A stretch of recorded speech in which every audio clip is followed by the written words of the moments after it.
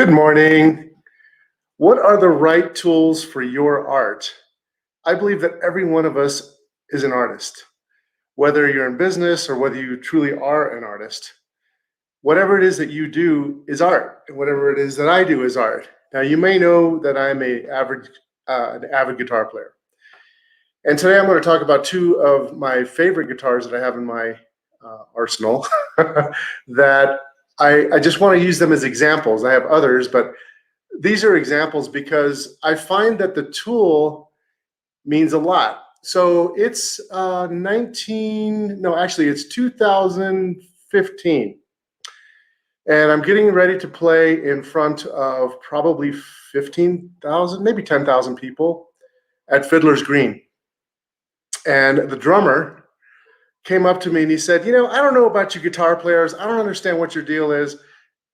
All these guitars are the same. They're just a piece of wood with some pickups in it, and they all sound the same. And I told him, you have no idea that is not true, because you have to have the right tools that sound right before you amplify them as an electric guitar player. And he didn't believe me. Then it wasn't like a year later, there was another more sophisticated guy who is like a producer, and he came up to me and we were playing a song. We were doing a cover of a song, Moving Forward with All Your Breath, Making Love to You Was Never Second Best. And I was playing a gold top. He said, man, that guitar sounds exactly like what we wanted. If I had played that song on this guitar or this other guitar I'm about to show you, it wouldn't have sounded right.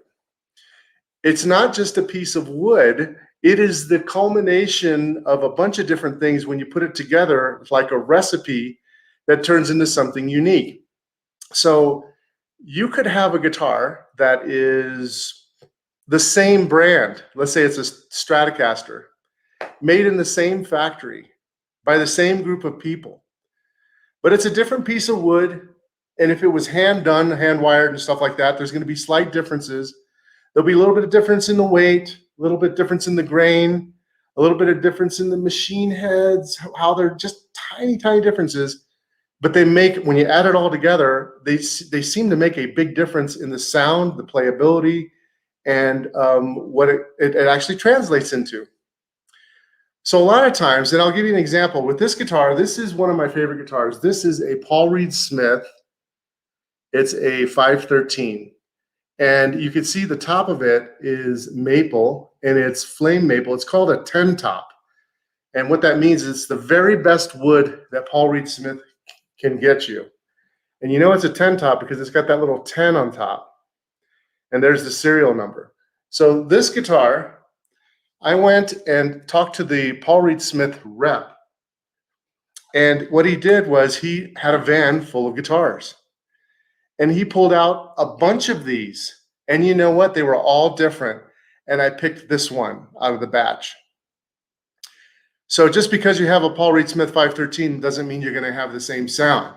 And it's going to respond differently. Even though it has the same kind of materials. Like, for example, these inlays are the same overall approach. It could even be the same quality of wood, but there's slight differences.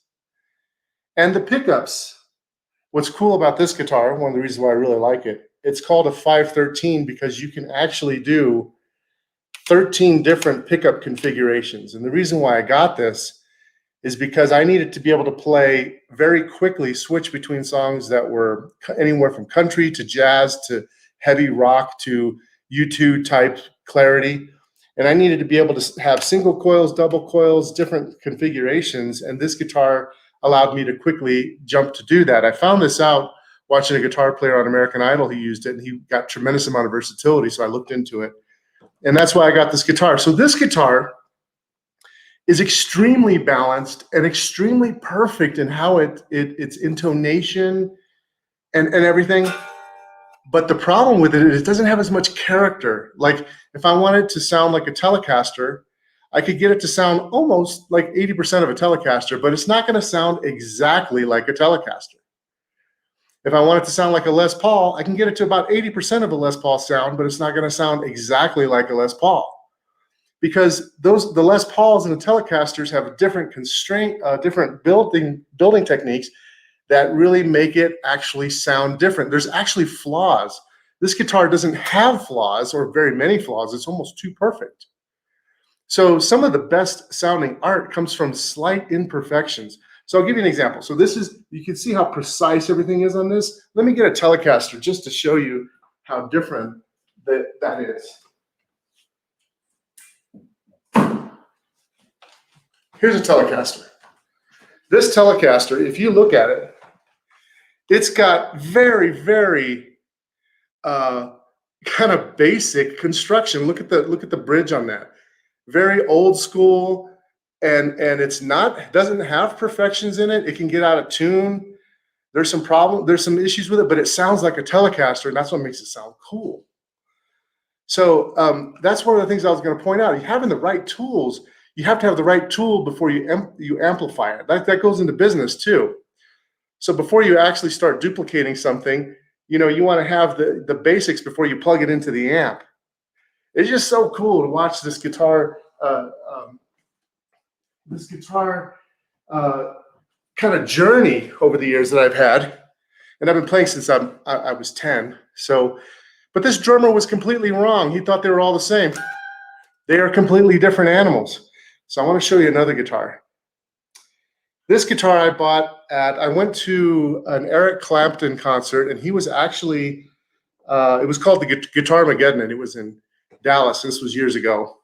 And Eric Clapton was selling a bunch of his stuff. And while I was there, I found this beauty. Look at how thin this thing is.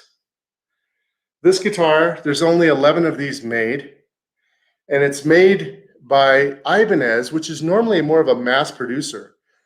But they have what's called the J Custom Group, which is the very best builders in Japan. And it's made in Japan, and it's very, very precise. It's completely mahogany all the way through. Normally, when you buy one of these types of guitars, they have bolts in them and stuff like that. This thing is just all the way through mahogany, very, very thin, and extremely precisely made. And the top was designed after a kimono with gold in it. And you can see the wood is around it, but then there's like this polymer inside of it. It's not the prettiest guitar in the world, very unique, but the sound of this thing is incredible because it has you can really whammy on this thing. This is like a shredder type guitar. So what is the best type of art and tools that you have for yourself? So I think that takes experimentation. This guitar itself makes you want to shred. You can go really fast because it's got the action. It's got higher frets. So as a guitar player, you learn about these little small differences. And the difference between kind of okay and really good is those small differences, because they just add up and they add up. And a little difference times 1,000 means 1,000 times better.